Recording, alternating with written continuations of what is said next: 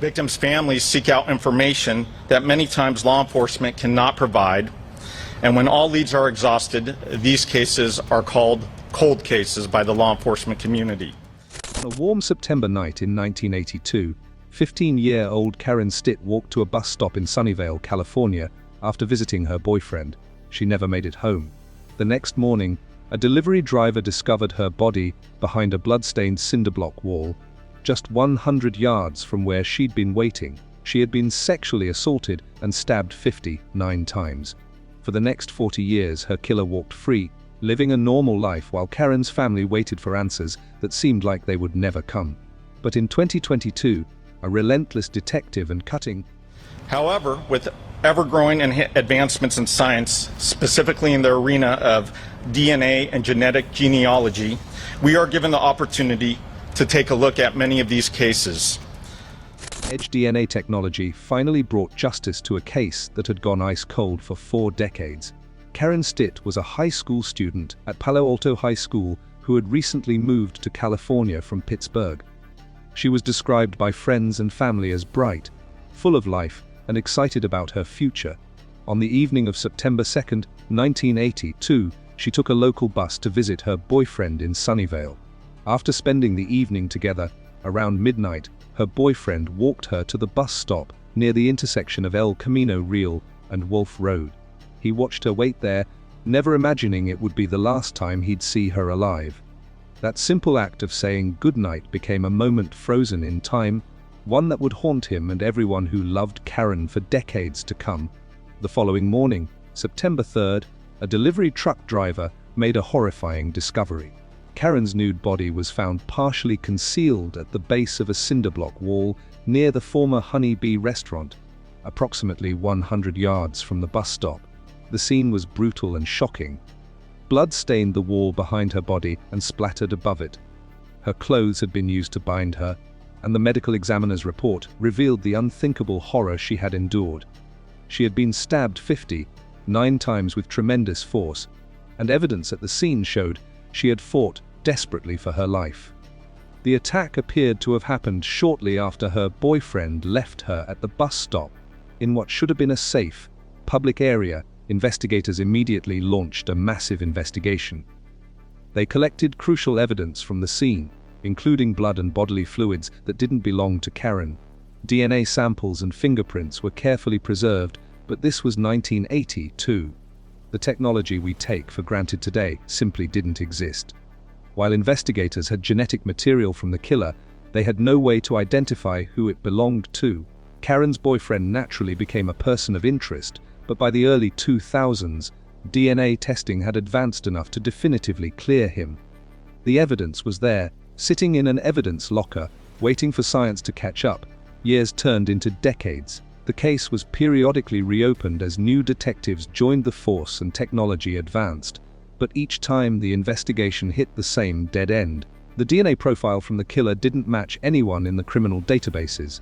Without a match, there were no leads, no suspects, no justice. Karen's family lived with an unbearable weight, knowing that somewhere out there, the person who had murdered their daughter, their sister, their friend, was living freely. The pain didn't fade with time. If anything, it grew sharper with each passing year, each birthday Karen would never celebrate, each milestone she would never reach. But in 2019 something changed. Detective Matt Hutchison of the Sunnyvale Department of Public Safety took on Karen's case with a determination that refused to accept defeat. Hutchison specialized in cold cases and understood that advances in forensic genealogy, the same technology that had recently caught the infamous Golden State Killer, might finally provide the breakthrough this case desperately needed. He began working with experts in investigative genetic genealogy, submitting the killer's DNA profile to genealogical databases that could trace family connections through shared genetic markers. The process was painstakingly slow. Genealogists constructed family trees, traced lineages, and narrowed down possibilities one by one. Then, in 2021, they had a breakthrough. The genetic genealogist told authorities that based on the DNA evidence, the killer was likely one of 4 brothers from Fresno, California. This was the most promising lead the case had seen in nearly 40 years. Detective Hutchison methodically began the process of eliminating suspects. Through traditional genealogical research and DNA comparisons, 3 of the 4 brothers were ruled out. That left one man, Gary Gene Ramirez. Born and raised in Fresno, Ramirez had served in the United States Air Force in the early 1970s.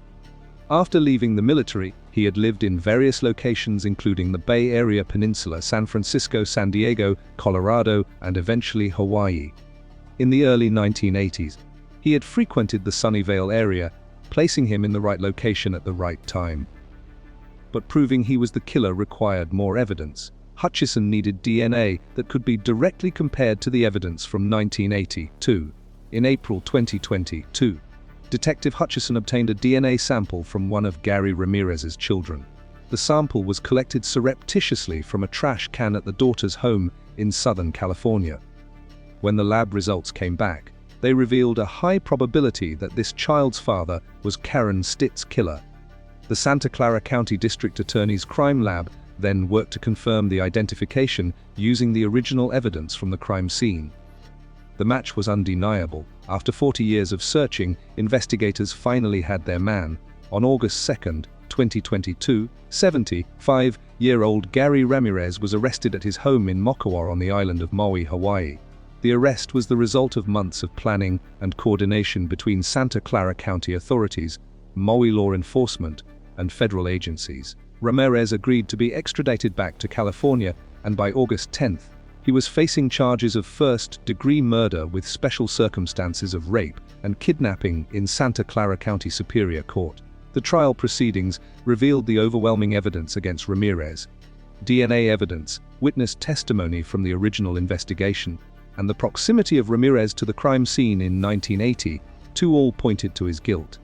Initially, Ramirez pleaded not guilty, but as the weight of the evidence became clear, he changed his plea. On February 24, 2025, 78-year-old Gary Ramirez pleaded no contest to first-degree murder. On May 12, 2025, Karen Stitt's family and friends packed the Santa Clara County courtroom for the sentencing hearing they had waited over 42 years to witness. Many who loved Karen gave victim impact statements, describing the decades of pain, the unanswered questions, and the hole her murder had left in their lives. Karen's former boyfriend, David Woods, told the court how Ramirez's heinous crimes had caused deep heartache and continued suffering for everyone who loved Karen.